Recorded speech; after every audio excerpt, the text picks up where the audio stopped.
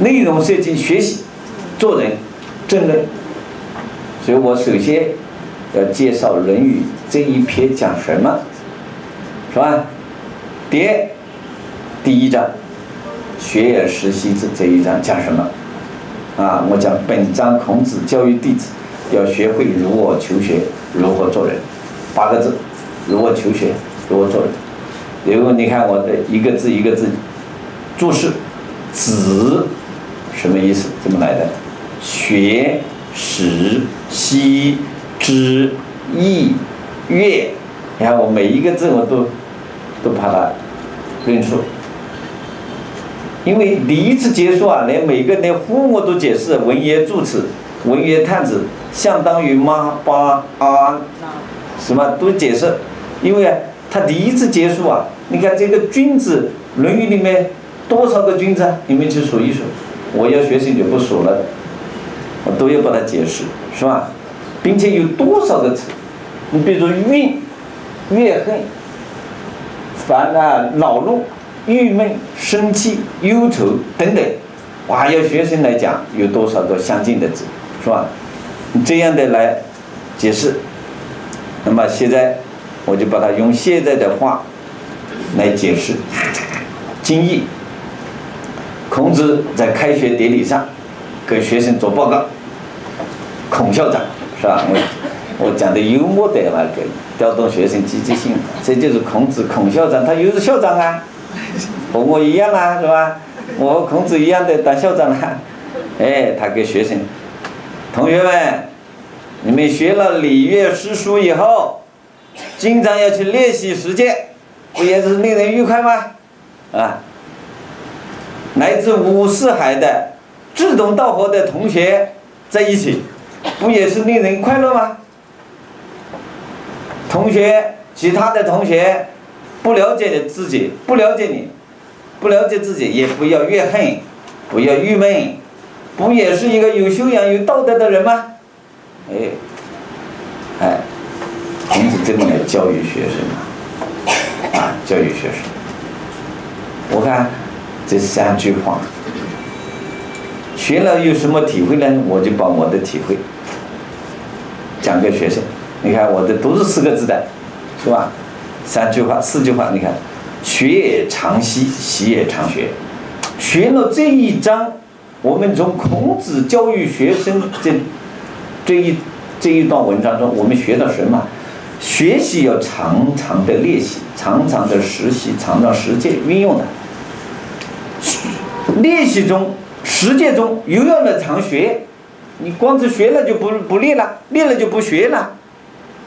我们也讲出这个道理啊！我举很多例子来教育我的学生。以用促学，学以致用。你看孔子在这里，他非常强调以用助学，学以致用的。现在我们有些老师教书，教的书呆子，不用，不是学以致用，不以用助学。所以我们要讲历史上很多故事，怎么来以用助学，学以致用。第3，你看，肝胆相照，博爱同旅。孔子在这里，你看我的体会就，你看，有朋自远方来，不亦乐乎？是不是要肝胆相照，志同道合，要博爱所有的朋侣呀，是吧？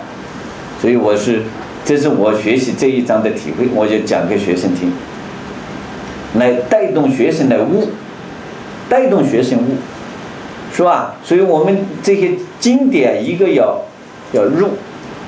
昨天我们看了，我们到南岳去看了，我们南岳诸生寺里面都写的，要入经典，要守道，要悟道，最重要的要行道，是吧？行道。第4点，我还有点体会，叫海纳百川呀，雅量宽厚。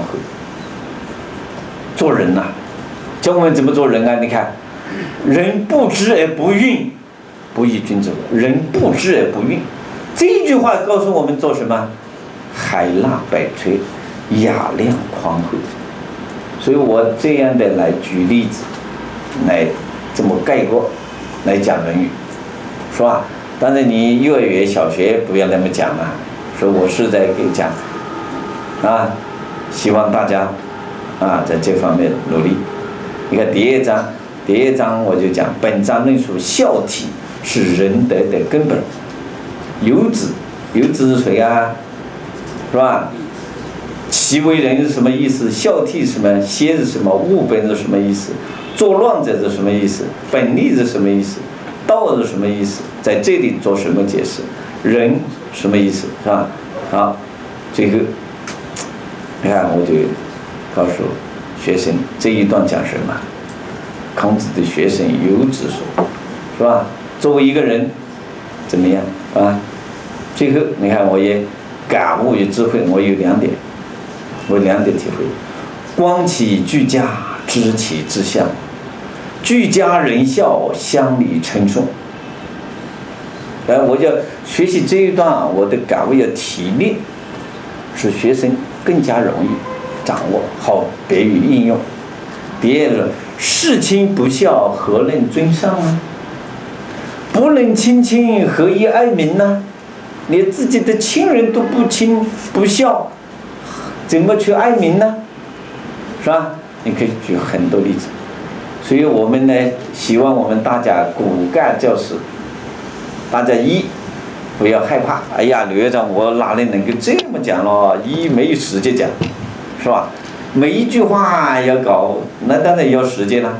我们这个《论语》花了10几年了，还没有备课，还没备好，是吧？我们10几年了，还讲了多少次，还没备好，还有需要改的，还有的没理解透。圣贤思想，我们这个水平太低了，是吧？我们还没有悟到哪里去，啊，另外还有一些资料还不够，但是我们尽量的准确，啊，尽量的要教准确。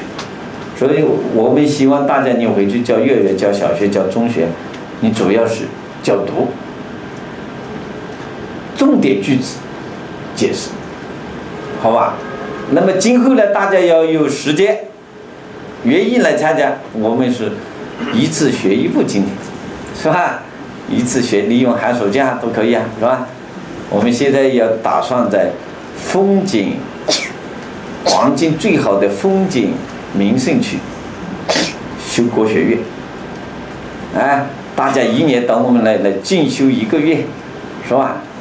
那就好玩，哎，我们就自己进步，将来出去教学生，那就教好了，是吧？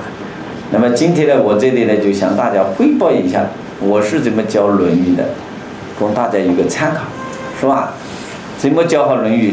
我前面讲了，就是要读，要掌握一定的知识，听老师讲一讲，这样呢你就教得更好，是吧？自己要去悟用，一定要买一本古汉语词典，是吧？你古汉语词典上基本都有解释，只是有一些你拿不准，是吧？拿不准，所以我们大家凡是想我们的所有的这个古诗文学的好的老先生、老师学习，慢慢就可以了，是吧？所以我们这一次的培训啊，我的课程，就向大家汇报到这里，是吧？希望大家呢今后比我教得更好。我现在还是在学习，我还叫做还刚刚入门，是吧？我们大家一起学习，一起来推动这样的中华经典的传承，好吧？那么我就讲到这里，谢谢大家。